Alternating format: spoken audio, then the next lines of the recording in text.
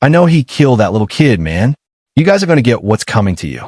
That was just one of dozens of hostile voicemails left for families connected to Nolan Wells' disappearance off Horn Island on the 4th of July. For weeks, public commentary erupted over viral accusations, racial tension, and relentless threat mail.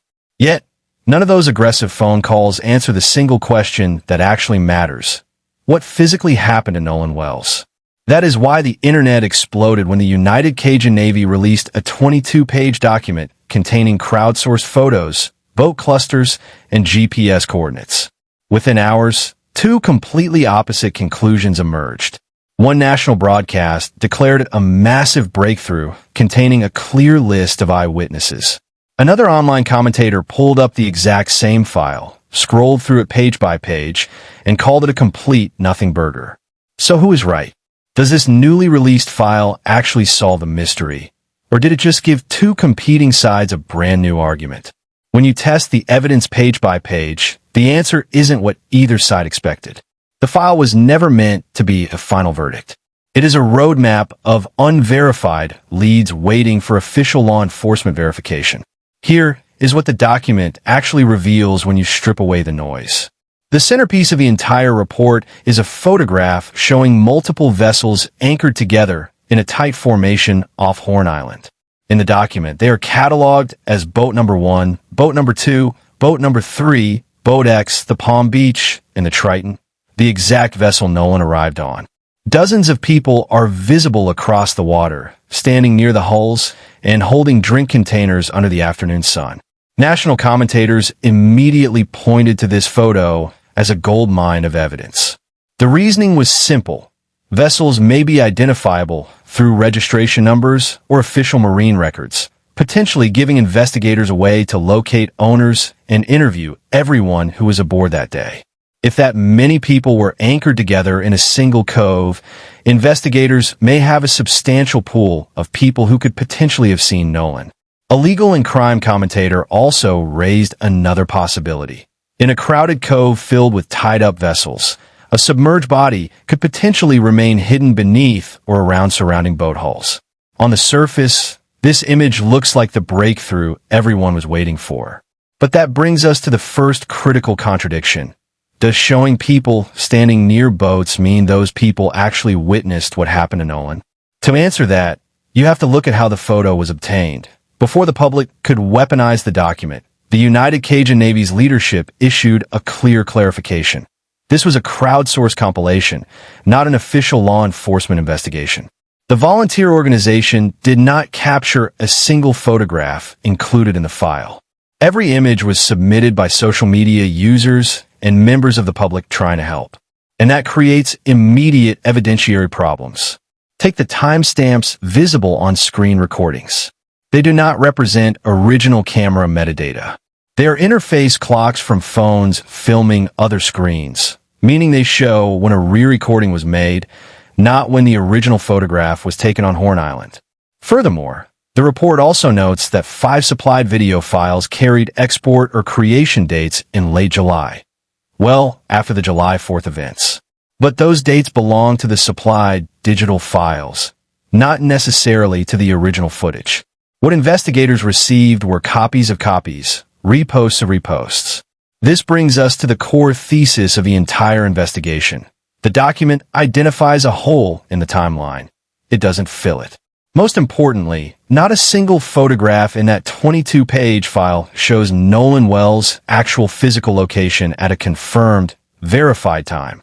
So if the photos cannot confirm his exact location, what about the water conditions themselves? The report highlights a physical detail about Horn Island that directly impacts how witnesses viewed the cove, its aggressive underwater drop-off. In early social media photos, people are standing in waist-deep water. But in later submissions, individuals are shown in water up to their armpits and necks. The significance isn't simply that the water was deep or dangerous. It is that people were positioned at dramatically different depths across an uneven shelf, creating a complex visual environment for anyone trying to reconstruct who could have seen Nolan, and from where. In a crowded cove where some people were wading and others were in deeper water, line of sight could be complicated by waves, hulls, and changing depth. Which leads to an even narrower question. What actually happened during his last corroborated window on the island? When you align the document's entries chronologically, the entire investigation hinges on a single missing interval. Nolan's last independently corroborated sighting sits around 3 p.m., according to public statements from Warren Hudson, who was on the island with him. The Triton is stated to have departed at 4:31 p.m. after taking on water, without Nolan on board. However, that departure time remains a stated entry, unverified by GPS or engine logs. Then, the record thins out dramatically. An unverified social media post describes a group almost fighting around 5 p.m., followed by a blue-topped boat, leaving quickly. A separate reply disputes that account entirely, claiming the argument involved completely different individuals. The report flags both statements and leaves them standing in conflict. By 7:30 p.m., one witness reported that Nolan was no longer visible when her group left the island.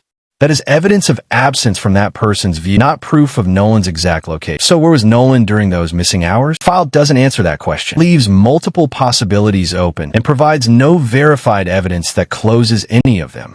The final section of the report deals with geospatial mapping, comparing official search data against public map pins. The technical analysis shows that official search datum points align within normal GPS precision, roughly 1.5 meters apart. Yet, a secondary supplied coordinate sits nearly 300 meters away, with the report noting plainly that the material does not establish what event that point represents. This brings us to why two commentators looking at the exact same file reached opposite conclusions.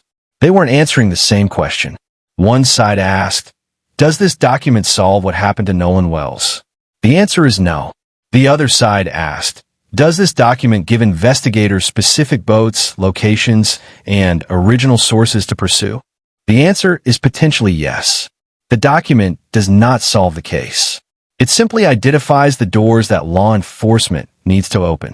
Behind the legal analysis, the internet outrage, and the unverified files lies a heartbreaking human reality that no online debate can resolve. A 22-year-old man went to the beach on a summer holiday and never came home. Nolan Wells' family doesn't need an internet verdict, and they don't need wild speculation. For his family, the important question isn't which broadcast won the argument on social media. It's what happened in those missing hours between 3 o'clock and the quiet sunset on Horn Island. They don't need noise. They need the missing hours explained with real, verified evidence. We will continue following official updates from law enforcement and district attorney files as verified facts emerge. If you want case breakdowns built strictly from source documents instead of online rumors, hit like, subscribe, and click the video on screen to keep watching.